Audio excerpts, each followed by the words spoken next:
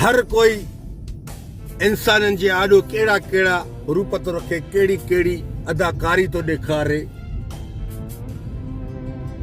जे इंसाननि जे आॾो काफ़ी इंसान अहिड़ा आहिनि फेमस थियण जा ख़्वाहिशमंद आहिनि।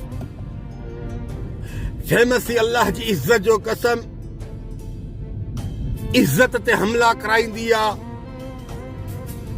फेमसी इंसान खे तदलील ऐं ज़लील कराईंदी आहे।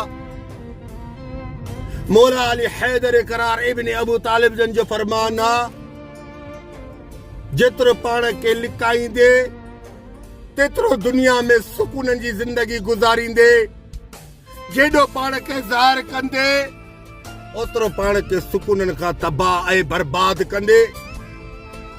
यादि रखो अल्लाह जा बंदो, फेमसी जे लाइ न मरो।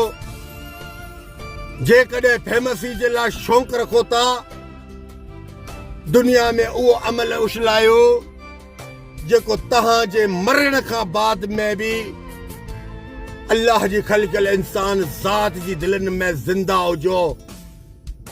बेगरताप दुनिया में फैलाइण वारो त पंहिंजा कब्रनि में बि सुकून तबाह ऐं बर्बाद कंदा आहियो। यादि रखो, वक़्ती तौर दुनिया में आया आहियो, वक़्ती तौर दुनिया जी इज़त रखो, जो सुभाणे तव्हांखे कब्र जे अंदरि दुनिया जी तकलीफ़ महसूस न थिए।